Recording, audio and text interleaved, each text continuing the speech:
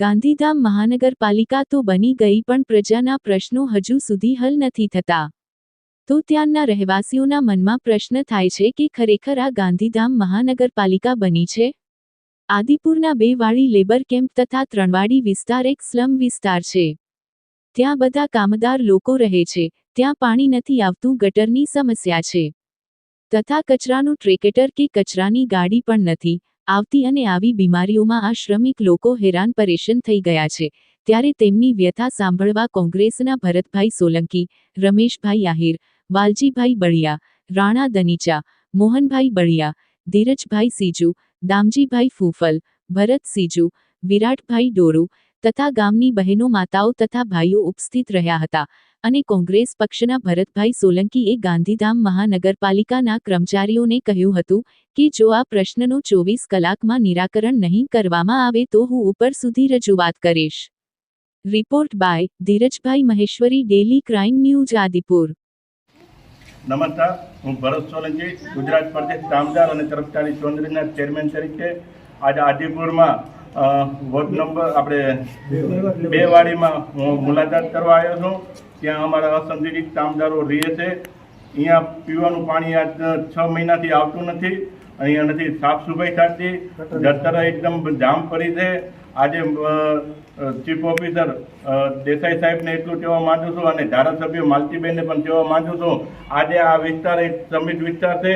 આ વિસ્તારમાં જો પાણી અને ગટર તમે પૂરું ના કરી શકો તો તમારે હોદ્દેદારમાં રહેવાની જરૂર નથી. આવતીકાલે જો 24 કલાકમાં જો આ નિર્ણય નહીં આવવામાં આવે તો હું ચીફ ઓફિસરની ઓફિસે જઈ અને રજૂઆત કરીશ. જો એ રજૂઆતથી નહીં થાય તો હું ગાંધીધામ મહાનગરપાલિકા બંધ કરવામાં મારો પૂરો પ્રયત્ન હશે અને આ નિર્ણય 24 કલાકની અંદર આવી જવો જોઈએ. ઓકે. મહાનગરપાલિકાને મારી એટલી અપીલ છે કે 6 મહિનાથી આદિપુર વિસ્તારમાં પાણી નથી આવતો, 2 વાડીમાં પાણી નથી આવતો અને છોકરા નાના આટલી ભાઈઓ લેડીઝો ક્યાં ભરવા જાય? બધા છોકરાએ બીમાર પડ્યા છે અને કેટલી બધી કમ્પ્લેનો કરી તો કોઈ ધ્યાન દેવામાં આવતું નથી. સફાઈ વાળા કે નહીં, ગાડીનો કચરા વાળા નથી આવતો, કોઈ આવતું જ નથી. તો અમે હવે કહીએ તો કોને કહીએ? કોઈ આટલા બધા ચૂંટેલા છે તે છતાંય કોઈ ધ્યાન નથી રહેતું. અમે ભરતભાઈ સોલંકીને કીધું છે, હવે એ કંઈક આગળ વધે અને પ્રોસેસ થાય તો સારું છે. બાકી કેટલો ટાઈમથી અમે હેરાન છીએ. અમારા છોકરાએ બીમાર પડ્યા છે. આ ગંદકીના કારણે અમે ક્યાં આવી જવી નથી શકતા. અમારા રસ્તા બ્લોક પડ્યા છે. કેવી રીતે જવું? બહાર જવું હોય नहीं आ रहा, पानी के लाइन भी क्लियर नहीं है, सही गटर भी सही नहीं हो रहा है. मेरा लाइन में पानी चाहिए. पानी कितना दूर से ला रहे हैं, मेरा कन्हे तो दर्द कर रहे हैं. पानी ढोते ढोते मेरा दिमाग खराब हो रहा है. मेरी काहे के लिए पानी नहीं दे रहा. मेरा बच्चे सब पानी के लिए तरफ रहे हैं. भाई आने हैं, बिहार का है, डिप्टी करते हैं, डिप्टी से आते हैं, दूसरा दुकान पर पानी लेने जाते हैं, कोई भी पानी नहीं देते. क्यों नहीं दे रहे हैं पानी? पानी मुझे चाहिए. मेरा लाइन में भी पानी नहीं दे रहा है. काहे के लिए नहीं दे रहा है? सबको लाइन में पानी नहीं रहा, मेरा लाइन में काहे के लिए पानी नहीं रहा है? किसका तकलीफ हो रहा है? किसके लिए? मेरा टंकी चलिए देखने के लिए, मेरा टंकी में 1 चूरू पानी नहीं था. जिसका दुकान पर पानी लेने वो भी 4 को बात करते हैं. पानी दे रहा से 2 वाली में कभी पानी नहीं आया है और हम पानी की वजह से परेशान है. म्यूनिसिपालिटी वाले नहीं कोई कचरा उठा रहे उधर से, जहाँ हमारा मेन रास्ता है वहाँ फुल कचरा भरा पड़ा है. नहीं कोई बच्चा जा पा रहा है, नहीं कोई औरतें उधर कोई सब्जी लेने जा पा रही है. इस बीमारी से एक तो बुखार, सब बच्चे को बुखार आ गया है, बीमारी से पड़े, एक पानी की समस्या और ऊपर बुखार है. हम इस संसार से कहाँ जाए? अभी ये लोग सब परेशान करके रख दिया है.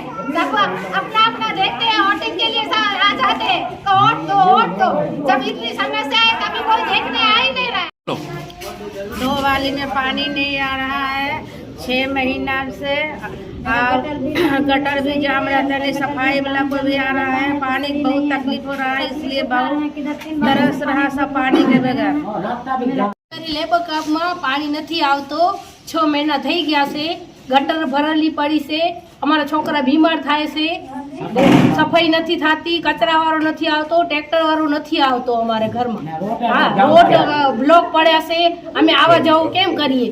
અમે જઈએ કે પાણી ભરીએ અમે ને છોકરા બીમાર થાય છે.